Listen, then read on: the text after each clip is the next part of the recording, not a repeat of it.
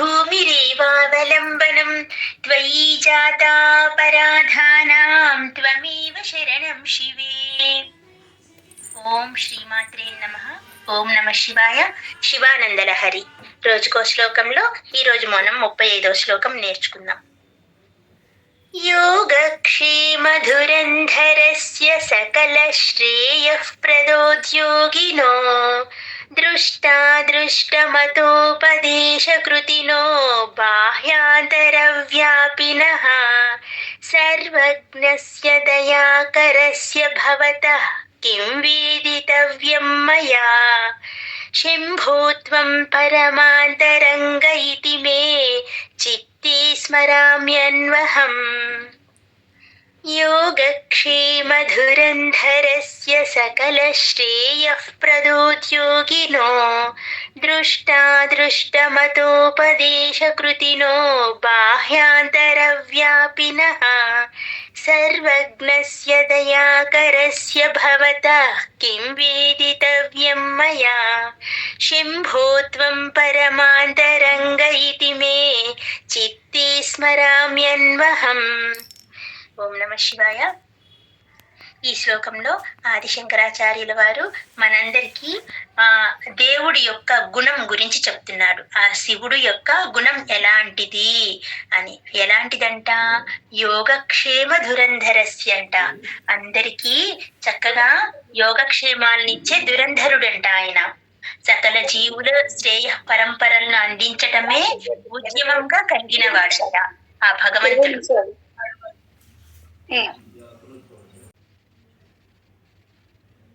అతని యొక్క గొప్పతనాన్ని గురించి, ఆ పరమేశ్వరుడి యొక్క గొప్పతనాన్ని గురించి, ఓన్లీ భక్తులకే అనుగ్రహిస్తాడా యోగక్షేమాల్ని? కాదు కాదు, సకల జీవకోటికి, అన్ని జీవుల సకల శ్రేయ ప్రదోద్యోగినో, అన్ని జీవుల శ్రేయస్సుని కోసం ఆయన పరితపిస్తూ ఉంటాడంట నిత్యం. కాబట్టి ఆయన యొక్క అలాంటి గొప్పతనాన్ని, పరమేశ్వరుడి యొక్క తత్వాన్ని గురించి చక్కగా ఈ శ్లోకంలో మనకి తెలియపరుస్తున్నారు. ముందుగా ప్రతి పదానికి అర్థం చూద్దాము. ఈ శ్లోకంలో ఆయన్ని యాజ్ యూజువల్ ఎప్పుడులాగానే శంభో అంటే ఓ శివ, యోగా యోగక్షేమ అన్నారు కదా. యోగా అంటే అలభ్యమైన వస్తువులను దొరికేలాగా చేయడం అంట. క్షేమ అంటే అలా లభ్యమైన వాటిని క్షేమంగా ఉంచుటయందు. ధురంధరస్య మళ్ళీ వాటి భారాన్ని వహించుటయందు. సకల శ్రేయ సకల శుభాలను ఇచ్చే. సకల శ్రేయ ప్రద సకల శుభాలను ఇచ్చేవాడివి. ఉద్యోగినో అంటే ప్రయత్నం కలిగి ఉన్నవాడివి. దృష్ట ఇందులో దృష్ట అదృష్ట అని 2 పదాలు ఉన్నాయి. దృష్ట అంటే తెలుసుకోవడానికి వీలు ఉన్నది, అదృష్ట అంటే తెలుసుకోవడానికి వీలు లేనిది, అంటే కనిపించనిది అని. మత అంటే సమ్మతమైన ఉపాయాన్ని, సమ్మతమైన ఉపాయాన్ని. ఉపదేశకృతినో ఉపదేశించటంలో నేర్పు కలిగినట్టి. ఎన్ని పదాలు ఉన్నాయో చూడండి. దృష్ట, అదృష్టం, ఇంకా మత, ఉపదేశకృతినో. దృష్ట అంటే మనకి తెలుసుకోవడానికి వీలు కలిగిన వస్తువులు. అదృష్ట అంటే తెలుసుకోవడానికి వీలు లేనివి, కనిపించనివి. మత అంటే అందరికీ సమ్మతమైన ఉపాయాన్ని. ఉపదేశకృతినో ఉపదేశించడంలో నేర్పు కలిగినట్లి. బాహ్యాంతరవ్యాపినః బాహ్య అంటే బయట ప్రపంచంలో, అంతః అంటే లోపల ప్రపంచంలో, వ్యాపినః అంటే అంతటా నిండిపోయినటువంటి.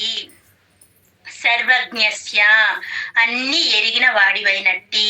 దయాకరస్య అందరి పట్ల దయ చూపేటువంటి. భవతః నీకు సంబంధించినది. మయా నా చేత. వేదితవ్యం తెలియతగినది. కిం ఏమున్నది? త్వం నీవు. మే నాకు. పరమాంతరంగా పరమ అంటే ముఖ్యమైన, అంతరంగా అంటే ఆత్మీయుడవు. ముఖ్యమైన ఆత్మీయుడు నువ్వే స్వామి. ఇతి అంటే అని. అన్వహం ప్రతినిత్యం స్మరామి నేను నిన్ను స్మరిస్తున్నాను. నీవు నాకు చాలా పరమాంతరంగుడువని భావించి ప్రతినిత్యం అన్వహం అంటే ప్రతినిత్యం స్మరామ్యన్వహం అన్నారు కదా. అన్వహం అంటే ప్రతినిత్యం అని, స్మరామి అంటే నిన్నే పూజిస్తున్నాను అని. చక్కగా ఈ పదాల్లోనే మనకి శ్లోకం యొక్క పూర్తి అర్థం వచ్చేసింది. ఏమంటున్నారు? ఓ శివ, యోగక్షేమ భారమును మోసేవాడివి, సకల శ్రేయస్సులను ఇచ్చేవాడివి, ఇహపర మార్గములను ఉపదేశించే పండితుడివి, బయట మరియు లోపల వ్యాపించిన వాడివి, అంతా తెలిసిన వాడివి మరియు దయామయుడివి. అలాంటి నీ విషయము నీ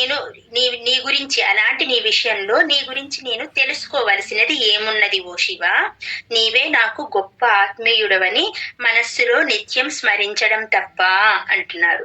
అన్నీ తెలిసిన వాడి గురించి నేనేం తెలుసుకోవాలి? ఇంకా నీకన్నీ తెలుసని నాకు తెలుసు, మరి ఇంకేం తెలుసుకోవాలి? కాబట్టి అలాంటి నిన్ను చిత్తే అంటే మనస్సులో నిలుపుకొని స్మరామ్యన్వహం ప్రతినిత్యం స్మరించుకోవడం తప్పితే అని చక్కగా చెప్తున్నారు. ఏమంటున్నారు? సకల జీవులకు శ్రేయ పరంపరలను అందించటమే ఉద్యమమైన వాడా అంటే అదే పనిగా కలిగిన వాడా అని అర్థం. మా యోగక్షేమాలను నీవే పూచి అయ్యున్నావు. మా అందరి యోగక్షేమాలకి నీవే పూచి అయ్యున్నావు. నిన్ను యాచించిన వాడికి లభించని శ్రేయస్సు అనేది ఉండదు.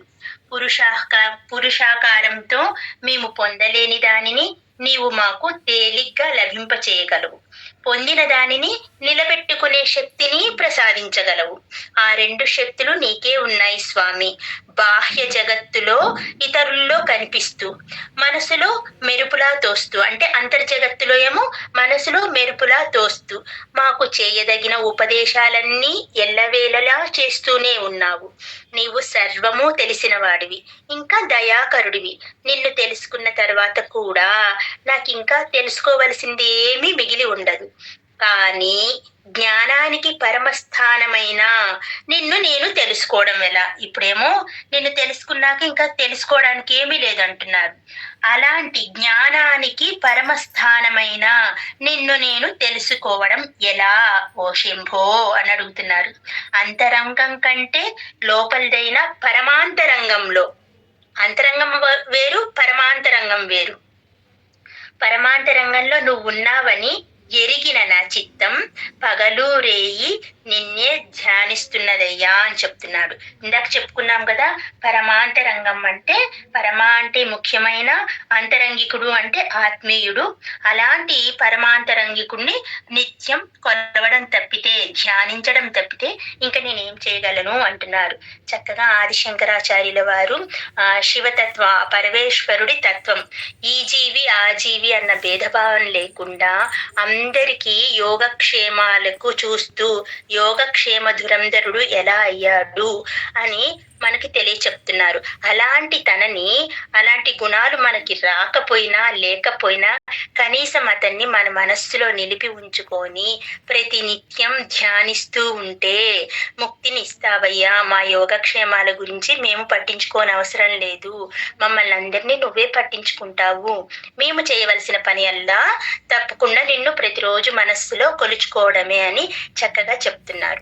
అది ఎలాగో రాక్షసులకు కూడా ఎలాగా ఆయన యోగక్షేమాలు చూసి ముక్తినిచ్చారో ఒక చిన్న కథ ద్వారా తెలుసుకున్నాం. ఓం నమః శివాయ.